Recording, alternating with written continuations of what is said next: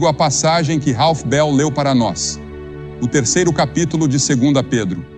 Gostaria de ter a oportunidade de explorar verso por verso desse capítulo, porque é um dos mais importantes sobre a volta de Jesus Cristo.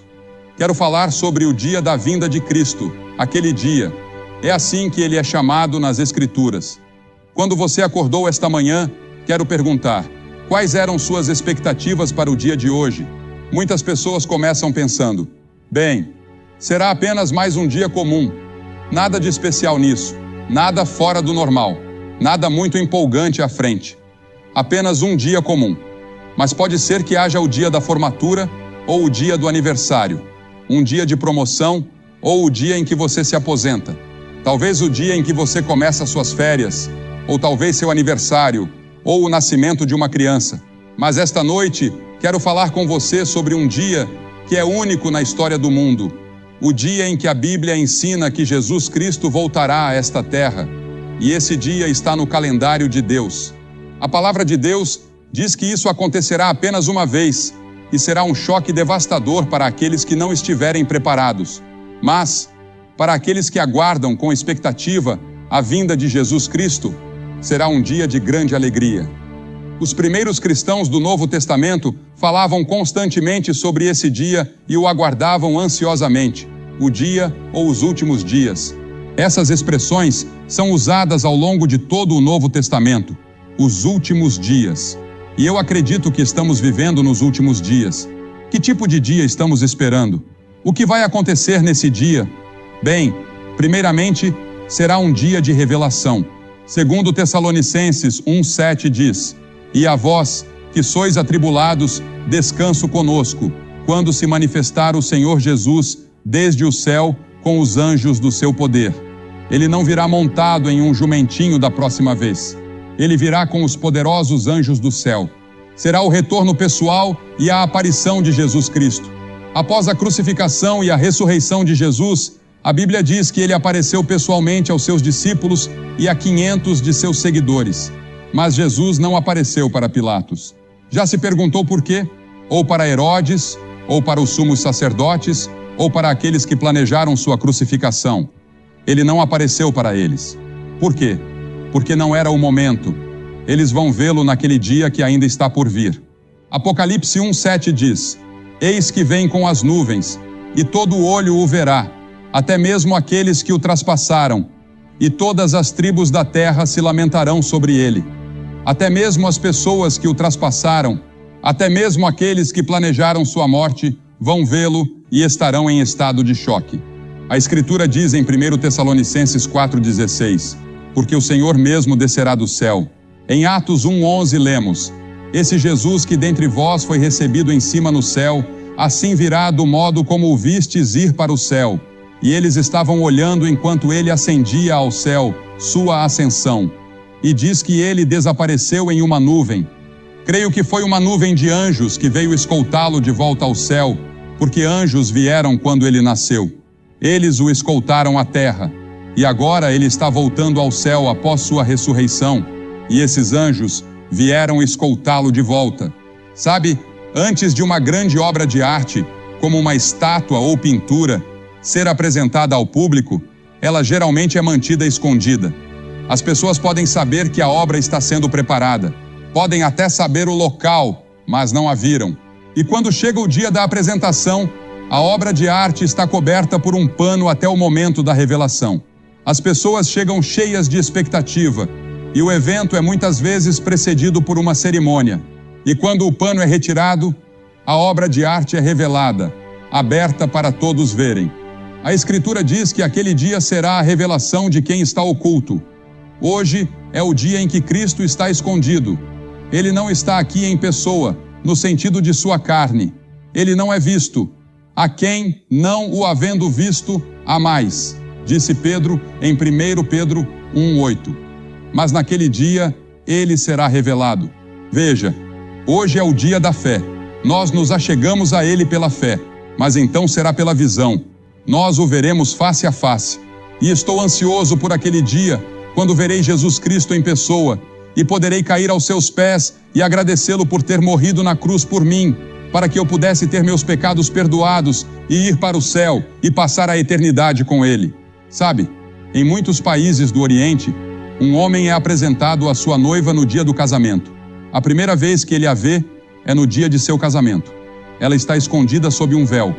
Posso imaginar a antecipação desses jovens, esperando para ver que tipo de mulher seus pais escolheram para eles. Ver sua noiva pela primeira vez. Nós amamos a Cristo, mas não o vimos. Ele está escondido além do véu. Desejamos vê-lo em pessoa. Agora vemos como por um vidro embaçado, mas então será face a face. A Escritura diz que o veremos com seus poderosos anjos. Que dia será aquele? Quando ele vier como um relâmpago do céu, como um trovão. E em segundo lugar, será um dia de condenação para os incrédulos. Será um momento de êxtase, alegria, emoção e glória. Mas, para aqueles que não o conhecem, será um dia de julgamento. Deus colocou dentro de nós um forte desejo de ver a justiça sendo feita no mundo. Nós vibramos quando os mocinhos vencem e os vilões perdem na televisão. Aplaudimos o sistema judicial quando ele faz justiça contra alguém que trouxe grande mal aos outros. Aplaudimos quando ele promove a justiça social em nossas comunidades. No entanto, muitas pessoas se recusam a acreditar que Deus um dia trará justiça a esta terra, mas Ele vai fazer isso, e será nos seus termos. Para cada um de nós, teremos que enfrentar o julgamento. Deus é perfeito em amor e em justiça. Deus é um Deus de amor. Não saia daqui deixando as pessoas pensarem que Deus não é um Deus de amor. A coisa que quero que você lembre mais de tudo nesta cruzada é que Deus te ama. Não importa quem você seja, o que você seja, sua origem étnica, quantos pecados você tenha cometido. Deus te ama e não há nada que você possa fazer para mudar isso. Deus vai continuar te amando até o túmulo. Ele te ama. Ele é um Deus de amor, mas também é um Deus de justiça. E Ele trará as pessoas de todo o mundo ao lugar do julgamento e fará justiça no mundo. Em 2 Tessalonicenses 1:8-9 diz: como labareda de fogo, para tomar vingança dos que não conhecem a Deus e dos que não obedecem ao Evangelho de nosso Senhor Jesus Cristo, os quais, por castigo, padecerão eterna perdição ante a face do Senhor e a glória do seu poder. Pense nisso. A versão da Revised Standard traduz esse verso como exclusão da presença de Deus. O que isso realmente significa é que aqueles de vocês que estão perdidos, aqueles que não conhecem a Cristo como seu Senhor e Salvador, você pode até ser membro de uma igreja e tudo mais, mas no fundo não tem certeza de como está diante de Deus, podem estar perdidos. Para todos vocês, terão um vislumbre de Cristo em sua glória. Vocês verão toda a glória, toda a emoção e a alegria do céu por um momento, e levarão essa memória por toda a eternidade, mas não poderão desfrutá-la. Vocês serão excluídos de sua presença, diz a Escritura. Lembro-me da primeira vez que ouvi isso de um estudioso de grego da Universidade de Cambridge. Recordo-me do impacto que isso causou em mim, quando ele disse que é isso que essa passagem significa. E comecei a pensar sobre ter um vislumbre de Jesus em toda a sua glória e em todo o seu poder. E eu deveria fazer parte disso no céu, mas perdi por causa da minha própria cobiça, do meu orgulho, do meu ego, ou porque não me rendi a Cristo na cruz. Esse dia também será um dia de salvação. Um dia de salvação. É nesse momento que chegamos à glorificação. Você já ouviu falar de salvação e santificação, mas isso é chamado de glorificação. Quem são os objetos da salvação? E qual é a natureza da salvação? Em 2 Tessalonicenses 1:7, lemos: descanso. Isso indica que muitas desigualdades serão corrigidas. Haverá justiça perfeita. Os pobres do mundo terão suas necessidades atendidas. E muitos ricos se tornarão pobres. Você se lembra da história do homem rico e do pobre que Jesus contou? O pobre morreu e foi para o céu estar com Jesus. E o homem rico, que não tinha tempo para os pobres, morreu e foi para o inferno. Havia um grande abismo entre eles. E o homem rico clamou ao ver Abraão. Ele pediu: venha e traga só uma gota de água, apenas toque minha língua com água. E por favor, vá avisar meus irmãos para que não venham para este lugar. É terrível. Seja o que for o inferno, é a separação de Deus. O céu é descrito em termos que indicam que o mais importante lá não será nossa alegria. Oh, eu vou pular e gritar se me deixarem. Vou aplaudir mais do que qualquer pessoa em Albany. Vou aplaudir o Senhor Jesus Cristo até que minhas mãos não aguentem mais. Vou ajoelhar até que meus joelhos sangrem em reverência, dando a Ele a glória, o louvor e a honra. Mas isso não será o maior destaque. O grande momento será que Jesus será revelado em tal beleza e glória, em nós e através de nós, seus santos, que todo o universo ficará maravilhado com o fato de Cristo ter feito algo tão extraordinário por meio de sua morte e ressurreição. Ele será capaz de pegar pecadores como você e eu, que se opõem a Deus, quebram suas leis e o desobedecem todos os dias, e nos transformar no que Ele planejou para o futuro. Vamos compartilhar com Ele o reinado e o governo. Ele será tão revelado em beleza e glória, em nós e através de nós, que todo o universo ficará em completa admiração. Veja, o trabalho de um artesão é revelado por sua obra. Sir Christopher Wren foi o projetista da Catedral de São Paulo em Londres. Lembro-me de quando fomos a Londres pela primeira vez, no ano seguinte à guerra. Cliff Barrows, sua esposa Billy, minha esposa e eu fomos para a Inglaterra e pregamos lá por 6 meses. A cidade estava quase toda em ruínas, mas você podia ver a Catedral de São Paulo erguendo-se em toda a sua glória. Ela tinha sofrido alguns danos, mas nada significativo. Sir Christopher Wren a havia projetado, e dentro da catedral há uma placa em sua memória que diz: se você procura o monumento de Sir Christopher Wren, olhe ao seu redor. Este é o seu monumento. O monumento da obra de nosso Senhor Jesus Cristo na terra, na cruz e na ressurreição, será você e eu, todos aqueles que conhecem a Cristo, o corpo de Cristo. Nós somos a obra de suas mãos. Quando o universo olhar para a igreja glorificada, ficará maravilhado com a sua beleza. Eles não vão pensar em você ou em mim, pensarão nele. Todos os nossos pensamentos estarão centrados nele. O universo não ficará impressionado conosco, mas com ele, que foi capaz de realizar tudo isso. Cristo será o centro do céu, e no inferno, onde quer que você olhe, você nunca o verá. Este é o dia que o Senhor fez. Regozijemo-nos e alegremo-nos nele, diz a Escritura. Haverá um dia em que Cristo voltará. Hoje, a data de sua vinda é um segredo. Segundo um artigo recente do New York Times, no ano passado, o governo dos Estados Unidos criou 6.800 mil mensagens e documentos classificados. Isso é um monte de segredos. E claro, todos sabemos que esses segredos acabam vazando. Mas Deus tem um segredo que não revelou a ninguém. A ninguém. E não devemos nem especular sobre isso. Este segredo é o dia e a hora da sua volta. Não sabemos. Antes de sua morte, Jesus levou seus discípulos a uma montanha e eles lhe perguntaram em particular: Senhor, quando você voltará? Quais serão os sinais da sua vinda? O que devemos observar pouco antes de seu retorno? Quais serão os indicadores da sua volta e do fim do mundo, de todo o sistema mundial como o conhecemos, que é dominado pelo mal? Jesus respondeu: quanto a esse dia e hora, ninguém sabe, nem os anjos no céu. Somente meu Pai sabe. Mas ele deixou claro para os discípulos que no tempo de sua segunda vinda haveria sinais que deveríamos observar. E quais são alguns desses sinais que ele mencionou? Primeiro, ele disse: haverá guerras e rumores de guerras. Não parece com as manchetes dos jornais o tempo todo? Guerras e rumores de guerras. Sim, tivemos momentos aparentemente pacíficos no mundo, e fico empolgado com isso.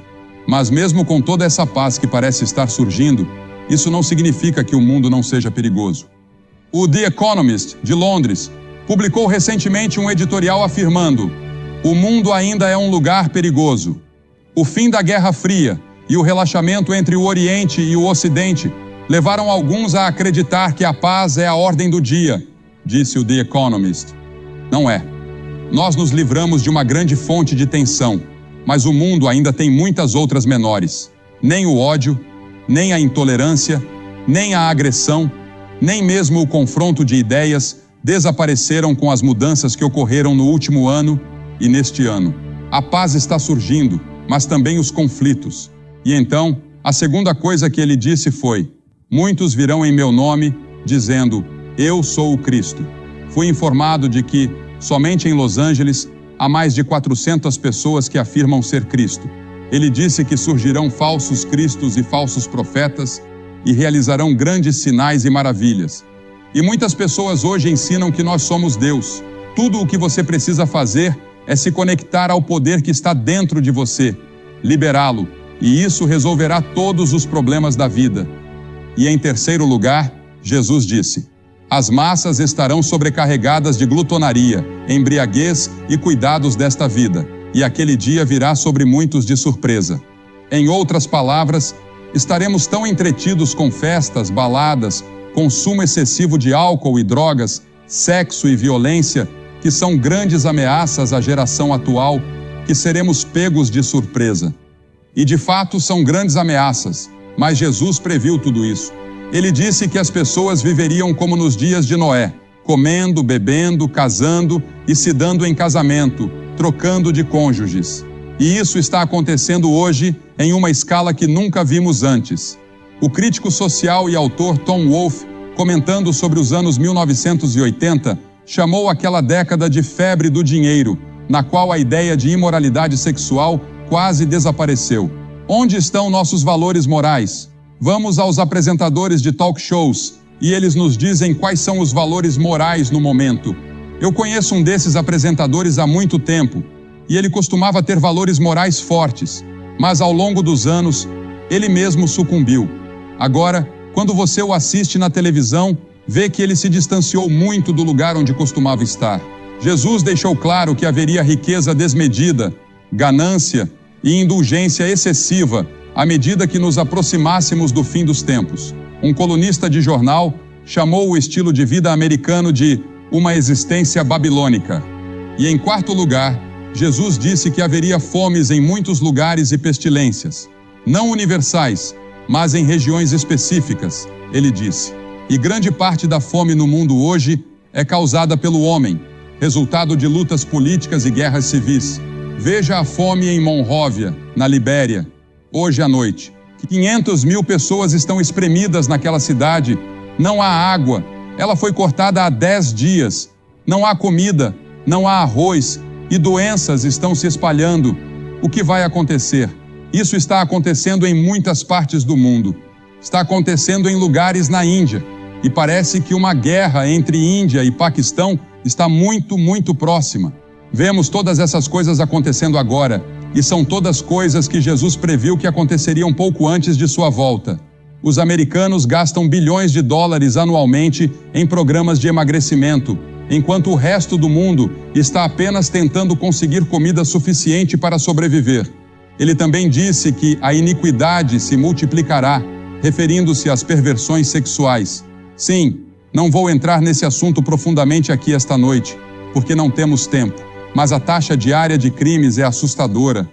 O número de jovens mulheres atacadas e estupradas hoje é 40% maior do que era há um ano. Algo está acontecendo. Parece que algum espírito maligno terrível foi libertado. E foi. É o diabo. Alguém me perguntou: o que há de errado com o mundo? Eu disse: o pecado está errado com o mundo, e o diabo está alimentando o fogo. Isso é o que está acontecendo. E nos perguntamos: nossos valores morais desapareceram completamente? Quase. Até mesmo os cristãos hoje estão confusos, e nos tornamos cristãos mundanos, em vez de cristãos que leem a Bíblia, estudam as Escrituras e oram em seus lares. Em vez disso, sentamos na frente daquela pequena caixa, a televisão, e absorvemos nossos valores morais de lá. Ele também disse que haveria um aumento nos terremotos. São detectados cerca de 6.000 terremotos em todo o mundo a cada ano. A média de mortes por terremotos no século XX foi de 20.000 pessoas por ano. Em 1988, na Armênia, foram 25.000. No Irã, há algumas semanas, foram 50.000. Os terremotos estão aumentando. Em 2 Pedro ele diz: visto que tudo será destruído, que tipo de pessoas vocês devem ser? Agora temos o efeito do ozônio. Todo mundo está ficando preocupado com o meio ambiente. E deveriam estar, porque essa passagem das Escrituras ensina que a terra vai derreter, vai desaparecer, algo vai acontecer, alguma coisa climática vai acontecer, e parece-me que o que estamos lendo sobre o efeito do ozônio é o que Pedro está falando. Ele diz: visto que tudo será destruído e mudado dessa maneira, que tipo de pessoas vocês devem ser? Vocês devem viver vidas santas e piedosas, enquanto esperam ansiosamente pelo dia de Deus e apressam a sua vinda. O cristão não é alguém que desiste da vida. Pelo contrário, acreditar que Cristo voltará nos dá confiança e coragem para vivermos como devemos hoje. Saber que Cristo está voltando me faz querer trabalhar ainda mais. Quero alimentar mais pessoas. Quero pregar para mais pessoas. Quero ajudar mais pessoas que estão famintas e sem teto. Isso nos encoraja. É um incentivo para sairmos na sociedade e fazermos o melhor que podemos. Sabemos que o mundo inteiro não será salvo, mas no meio do mundo haverá pessoas que serão salvas, porque esperamos um novo céu e uma nova terra, como Deus prometeu. E vivemos corajosamente para Ele no contexto de nossas vidas hoje. A Bíblia diz que haverá um dia em que Deus sacudirá os céus e a terra. Será um dia de salvação para aqueles que conhecem a Cristo. Será um dia de julgamento para aqueles que não o conhecem. Você está preparado? As Escrituras dizem: prepara-te para te encontrares com o teu Deus. Você está preparado? Você pode dizer: bem, o que devo fazer para me preparar? Sim, você vai à igreja de vez em quando. Você foi batizado. Talvez tome a ceia. Talvez tenha feito seus votos na igreja. Mas lá no fundo, você não tem certeza de como está a sua situação. E você quer ter certeza antes de sair daqui. Esta cruzada terminará em alguns minutos, pelo menos esta fase dela, porque ela continuará nas igrejas e em todo o grande trabalho de acompanhamento que está sendo planejado. Mas você precisa se comprometer com Cristo hoje. Hoje é o dia da salvação. Agora é o tempo aceitável. A Escritura ensina que você pode endurecer seu coração. Deus está te dando mais um momento, mais uma chance para dizer sim a Ele. Vou pedir que você faça algo que vimos nas últimas 2 noites. Mais de 2.000 pessoas já fizeram isso. Vou pedir que você se levante do seu lugar e venha até aqui, à frente desta plataforma, dizendo ao vir: eu entrego meu coração a Cristo. Quero ter certeza. Quero ter a certeza de que sou salvo, de que vou para o céu, de que estarei preparado para encontrar Cristo quando Ele voltar.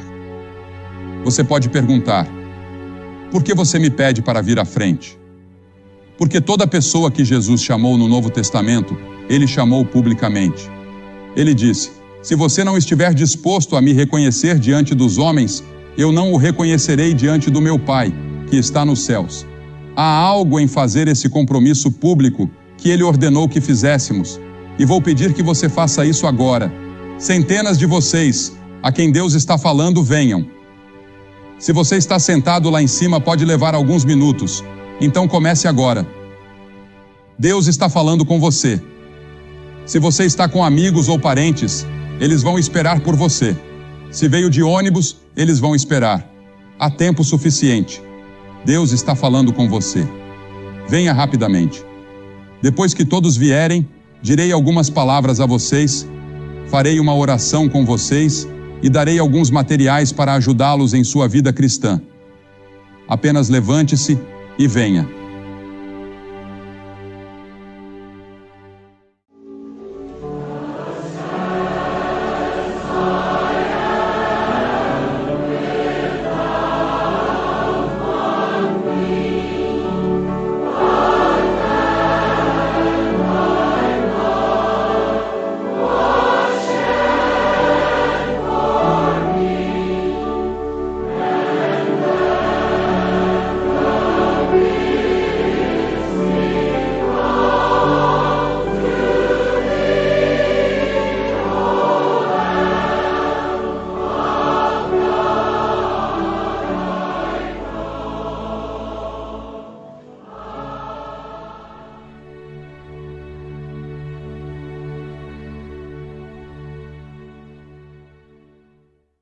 E para você que está assistindo pela televisão, pode ver que centenas de pessoas estão vindo aqui na Knickerbocker Arena, em Albany, Nova York, que cena maravilhosa é essa? E Ralph Bell, que tem pregado noite após noite antes de eu chegar, viu centenas de pessoas virem a Cristo enquanto pregava também.